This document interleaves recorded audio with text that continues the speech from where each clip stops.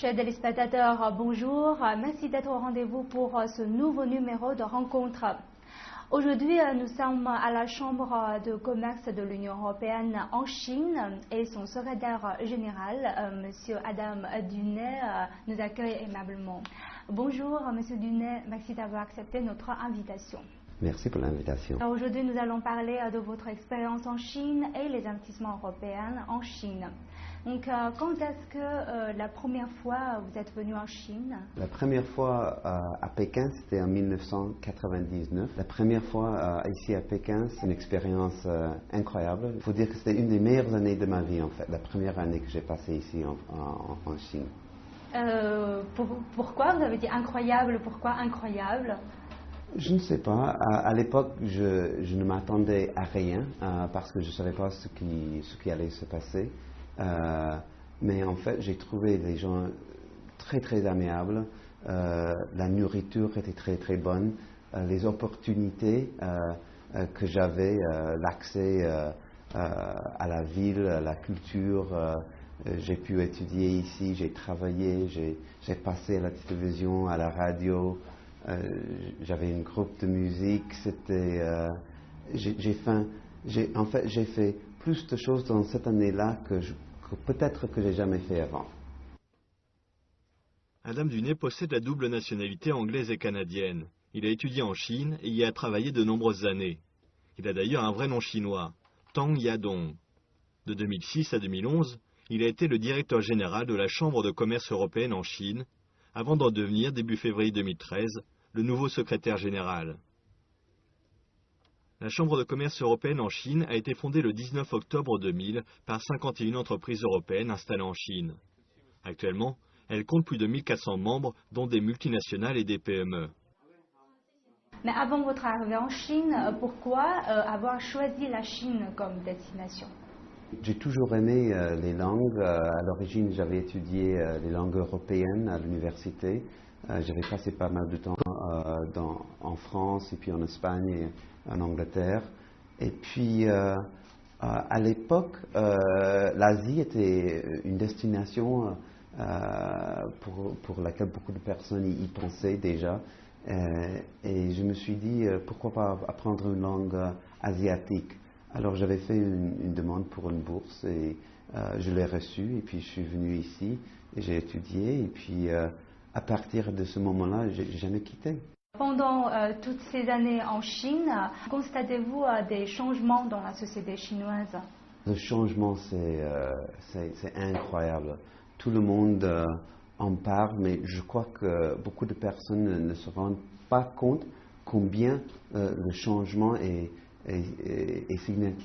important, pas seulement pour la Chine, mais dans tout le monde entier, dans toute l'histoire humaine en fait. Parce que les changements, je crois qu'on a vu ici dans les dernières 30 années, représentent les changements plus importants et plus grands qu'on n'a jamais vu dans n'importe quel autre pays, à n'importe quel autre moment en histoire. Donc, quels sont les changements les plus impressionnants ou ce qui vous a marqué le plus? Pour moi, pour les 14 années que j'ai passées déjà ici, c'est surtout les opportunités. Je me souviens quand j'étais ici, les amis que j'ai rencontrés et tout ça, très très peu de personnes avaient leur propre voiture. Il y avait une petite partie des gens qui ont voyagé à l'extérieur de la Chine, mais la plupart des personnes maintenant, ils ont leur propre voiture. Ils ont voyagé en Europe et aux États-Unis. Ils ont leur propre maison ou appartement. Ils ont des manières de vivre beaucoup meilleures qu'ils vivaient auparavant. Je dirais peut-être le changement le plus grand, c'est surtout le changement des choses matérielles.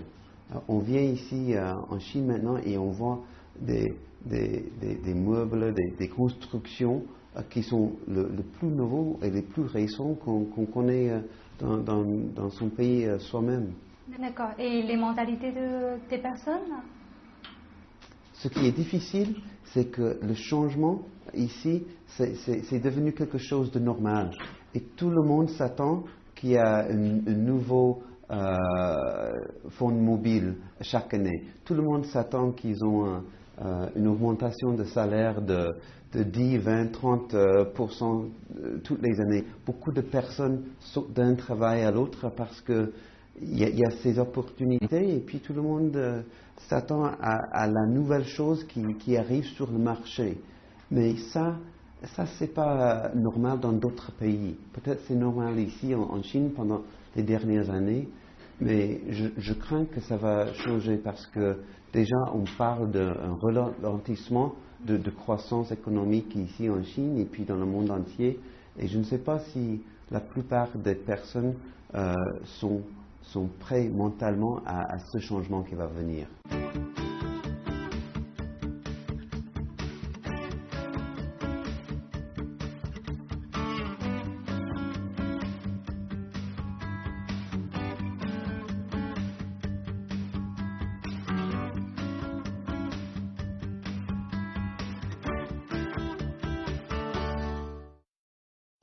Lorsqu'il était directeur général de la Chambre de commerce européenne, la principale tâche d'Adam Dunay était de recueillir les impressions et l'opinion des entreprises européennes sur la situation de l'investissement en Chine et de les faire remonter au gouvernement chinois.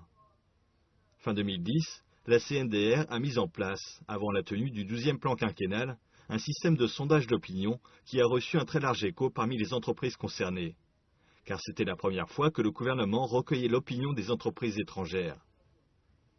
Comprenant qu'il fallait saisir cette importante occasion, Adam Dunay s'est attaché à transmettre les informations du gouvernement.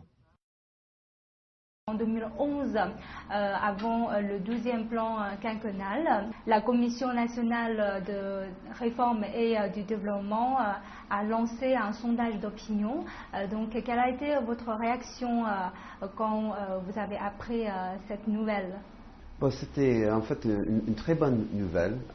La Chambre européenne, depuis sa création, demande aux autorités chinoises la possibilité de faire des commentaires sur les nouveaux règlements avant qu'ils soient publiés, afin qu'on puisse aider dans le développement de ces règlements et ces mesures, et afin que ce soit une amélioration pour le milieu du business et commercial. Ces plans-là, c'était la première fois en fait qu'ils ont demandé au public des suggestions. Et alors pour nous, on a pris cette occasion pour faire une quarantaine de pages de commentaires là-dessus. On a respecté le processus. Nos commentaires ont été bien reçus.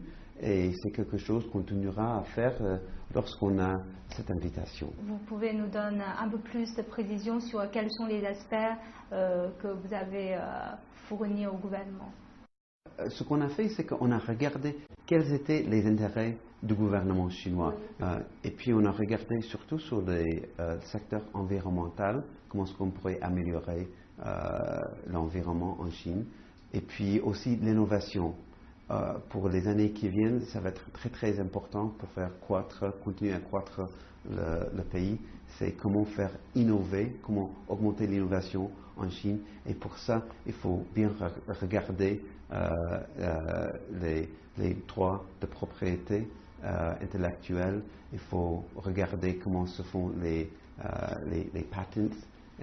Il faut voir comment se fait la recherche et la protection des propriétés intellectuelles. Selon vous, quel a été le résultat de ce sondage opinion? Déjà, le résultat, le succès, c'est le fait que pour la première fois, ils ont demandé au public de faire les commentaires. Nous, on les a fait. Le fait qu'ils l'ont reçu, ils l'ont confirmé, ils nous ont dit qu'ils allaient le partager avec d'autres départements et d'autres personnes qui s'occupent de chaque partie de nos commentaires, était un succès dans soi-même. Mais les plans de quinquennal, ce n'est pas seulement le plan central, ce sont aussi les plans de tous les ministères, de toutes les provinces, de toutes les villes aussi. Et cela, même à ce jour-ci, continue à se dérouler. Alors, ces commentaires ont une valeur de plusieurs années. Ce qui est intéressant maintenant aussi, c'est que pour le 3e quinquennal, ils ont déjà commencé à réfléchir là-dessus. Alors pour nous, il faudra qu'on continue notre travail aussi à étudier les problèmes et les défis et les opportunités que nos membres ici trouvent dans le marché.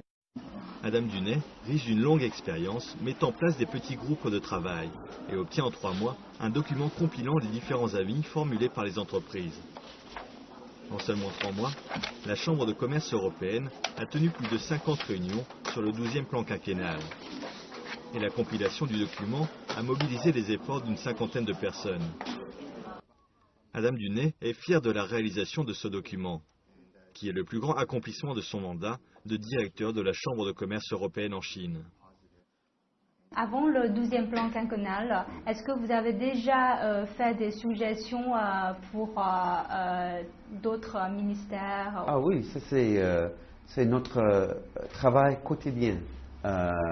Chaque année, on publie notre position paper. On rencontre les ministères et les DG des ministères importants, entre une dizaine et une quinzaine chaque année. On le fait au niveau central ici à Pékin, mais on le fait aussi à Shanghai, à Guangzhou, à Shenzhen, à Tianjin. Là où on a nos bureaux, il y en a 9 en Chine, on fait des représentations. Donc, est-ce que vous avez d'autres suggestions ou attentes pour le gouvernement de vous donner plus de participation dans la formation des politiques intérieures? Il faudra dire déjà, ça va de mieux en mieux chaque année. Nos relations avec le gouvernement sont très fortes. On a beaucoup plus d'opportunités de faire des commentaires, de participer qu'auparavant. On fait des commentaires sur une 60aine de règlements chaque année et même déjà on a les ministères qui nous approchent c'est pas seulement nous qui les approchent, c'est eux qui nous approchent aussi pour savoir nos idées. Des fois le problème c'est qu'ils nous demandent des suggestions mais ils nous donnent quelques jours pour en donner. Et pour vraiment aider, pour donner des recommandations constructives, on a besoin de quelques jours. Parce que pour nous, ça ne vient pas de le secrétariat ici. Nous, il faut qu'on demande à nos membres. Et eux, il faut qu'eux, ils font de la recherche eux-mêmes aussi. Alors, normalement, pour faire une bonne réponse, pour faire des bonnes recommandations, nous, on a besoin minimum 30 jours. 30 jours minimum. Vous déjà préparé des suggestions pour les 2 assemblées de cette année? Nos recommandations qu'on fait chaque année dans notre position paper, qui sort au mois de septembre, sont toujours valides. Et en général, ce sont des questions, on parle d'accès au marché, on parle de le marché public, public procurement, les subventions que le gouvernement donne aux entreprises chinoises. Si on va donner des subventions, on aimerait que les entreprises européennes aussi ont cette possibilité. Donc, quelles sont vos attentes vis-à-vis des 2 assemblées cette année? Cette année, c'est une année très très spéciale parce qu'il y a un changement de gouvernement. Je crois que les thèmes qui sont très importants, c'est la sécurité sociale, c'est la bureaucratie, c'est la décentralisation du gouvernement, c'est la réforme des entreprises publiques, c'est le logement des gens, très important, et c'est aussi qu'est-ce qui va faire pousser, qui va faire croître la Chine dans les années qui viennent, qui va être le stimulus qui va faire bouger la Chine. Qu'est-ce que la nouvelle équipe dirigeante vous inspire? Déjà, Xi Jinping, il a parlé de ses efforts et ses intentions de réduire la corruption, d'augmenter le nombre de logements qui sont disponibles aux gens, de contrôler l'augmentation des prix, de faire un petit peu plus de décentralisation et d'être plus efficace dans l'administration. Et ces changements et ces paroles-là, je crois qu'on les a bien entendues jusqu'à aujourd'hui.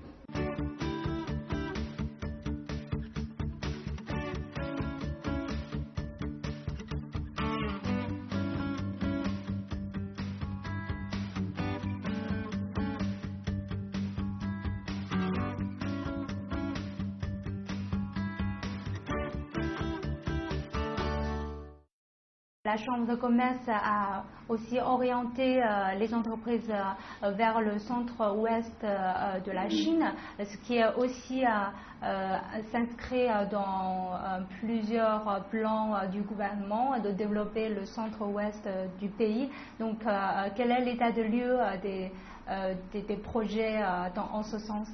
Le Go West mesure du gouvernement, ça a commencé il y a déjà une dizaine d'années, qu'on le sait, mais c'est vraiment dans les dernières quelques années qu'on voit plus d'investissements dans l'Ouest.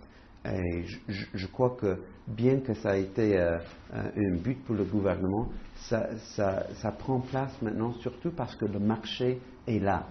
Les entreprises reconnaissent qu'il y a beaucoup d'opportunités pour eux aussi. Déjà à Pékin, sur le côte est de la Chine, les coûts les coûts de main-d'œuvre augmentent, les marchés déjà ont beaucoup de compétiteurs et tout ça. Mais dans les villes de 3e et 4e tir, il y a beaucoup d'opportunités là.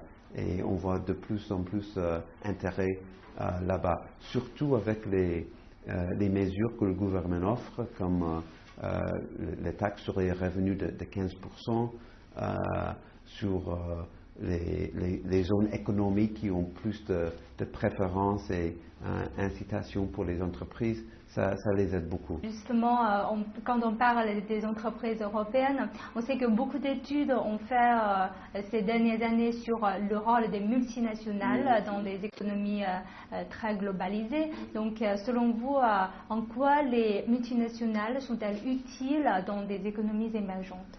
Si on parle des multinationales dans les pays émergents, je dirais deux choses.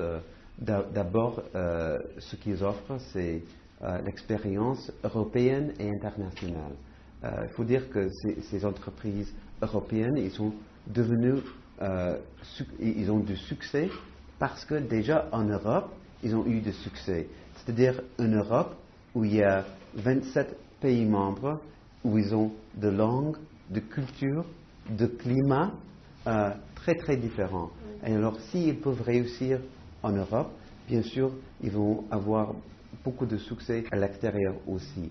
Et déjà, les entreprises européennes, il y en a beaucoup qui ont une centaine d'expériences en Asie, en Amérique du Nord et en Afrique aussi. La deuxième chose que je voulais signaler, c'est que les entreprises européennes ont du capital. Et c'est en fait pour les pays émergents, que si on parle des BRIC, c'est surtout le capital, l'investissement qui ont beaucoup aidé au début pour leur croissance. On sait qu'après l'ouverture de la Chine et surtout après son adhésion à l'OMC, l'investissement étrangers en Chine ont cru très rapidement. Quel avantage offre encore la Chine aux investisseurs étrangers? Quand on parle de la Chine, oui, vous avez raison. Dans les dernières années, l'investissement a beaucoup aidé. Mais quand on parle aujourd'hui, le modèle économique en Chine est en processus de changer. Ça va compter moins sur l'investissement et l'exportation et on veut que ça devienne un modèle qui compte plus sur la consommation. Cependant, l'investissement européen est très important en Chine dans plusieurs secteurs qui sont très importants pour la Chine dans l'avenir. Je parle des technologies environnementales. Je parle des services financiers qui peuvent aider les entreprises chinoises et les entreprises ici en Chine à avoir plus d'accès au crédit. Ce n'est pas seulement le capital, mais aussi le savoir-faire comment travailler dans un sens international de façon européenne. Parce que maintenant, il y a des entreprises chinoises qui vont à l'extérieur aussi. Oui. Et ça, s'ils peuvent bénéficier de connaissances que les entreprises européennes ont ici en Chine, ça aussi pourrait aider quand ils vont en Europe. Selon vous, les plus grands défis que doivent relever les entreprises européennes si ils veulent investir en Chine? Pour investir en Chine, c'est le catalogue d'investissement. Déjà, il y a pas mal de secteurs en Chine qui ne sont pas ouverts aux étrangers ou aux entreprises européennes. Alors ça, c'est le premier défi. Est-ce qu'on peut participer au marché?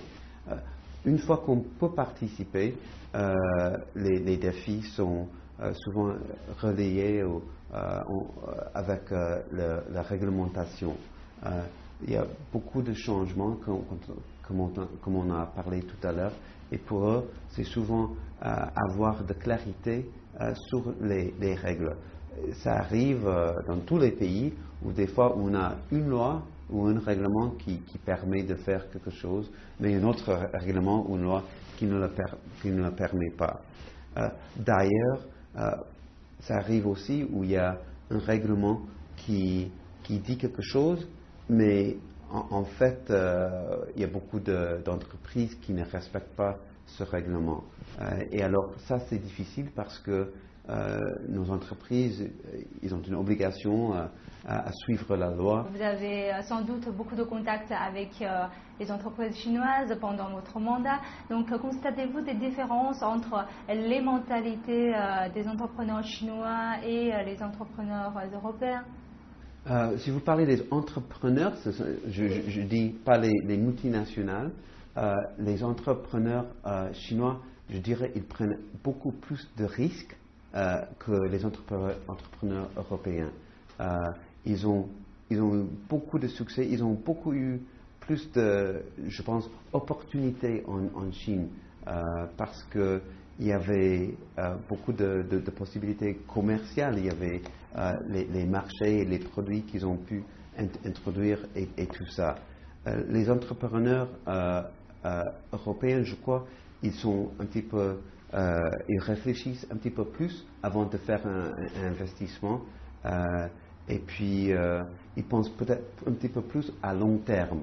Par contre, je trouve que les entrepreneurs chinois, ils saisissent le moment. La coopération que les entreprises européennes ont avec les entreprises chinoises, il y a toutes sortes de coopérations.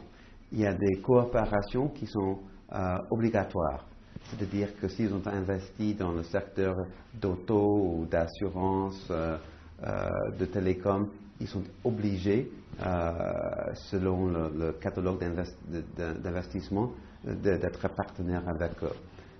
Il y a d'autres entreprises qui volontairement choisissent de trouver un partenaire, que ce soit dans une entreprise de capital mixte ou sinon un partenariat, une coopération ou c'est plutôt par contrat ou autre moyen. Dans les investissements de capital mixte, ce qui est difficile, c'est souvent au niveau du comité exécutif, du board, quoi, parce que comment faire une décision? C'est pas difficile si on a 6 personnes contre et 6 personnes pour. Ça peut être très difficile. Mais une bonne chose, c'est que la plupart des entreprises ici sont rentables, ils font un profit, ils continuent à investir en Chine et puis notre sondage de nos membres nous dit que 70% et plus de nos membres sont très optimistiques sur l'avenir ici en Chine. Et on sait que ces dernières années, en raison de la crise de la dette en Europe, la Chine a vu ses relations commerciales se détériorer avec plusieurs pays de la zone euro. Donc, pensez-vous que cette crise va affecter ou a déjà affecté la relation commerciale entre la Chine et l'Europe? Déjà, quand on parle de ces frictions, normalement, ça représente moins d'1% du commerce international entre la Chine et l'Europe. Alors, ça représente une petite partie. Deuxièmement, je crois que tout le monde s'attendait qu'il y aura ce genre de dispute parce que depuis 2008, la crise économique, tous les pays au monde, ils font beaucoup de concentration sur leur propre pays. Troisièmement, ce genre de choses, avec la croissance de commerce international, c'est normal aussi. Et on a OMC qui a justement ce rôle pour régler ce genre de choses. Alors, en fait, je crois que l'augmentation de ces nombres de cas, en fait, c'est moins que je m'attendais quand j'ai appris cette crise financière. Mais est-ce que les investissements européens en Chine ont été affectés par cette crise? Je crois pas trop. Et pourquoi? Parce que la crise en Europe, c'est surtout une crise de dette gouvernementale. Oui. C'est pas une crise d'entreprise. Les entreprises, ils ont de l'argent, ils veulent investir. Le défi pour eux, c'est où? Où sont les marchés où ils peuvent gagner de l'argent, où ils peuvent mieux investir?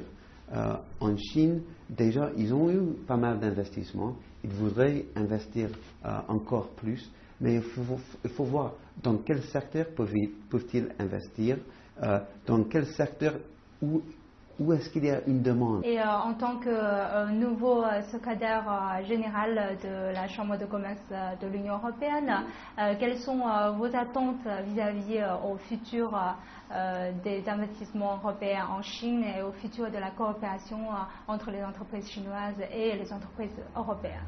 L'Europe est le premier partenaire commercial pour la Chine. Quand on parle d'investissement européenne dans le monde entier, la Chine ne représente que entre 2 et 3% chaque année d'investissement européen. Ça représente très très peu pour une région, pour une Europe qui est déjà le premier partenaire de la Chine en tant que commerce international, c'est-à-dire les exportations et les importations. Alors je crois qu'il reste beaucoup plus de possibilités. Alors maintenant, c'est toujours le commencement. D'accord. Je vous remercie beaucoup, Monsieur Dunet, d'avoir nous accordé cette interview. Je vous remercie Merci beaucoup. Merci à vous.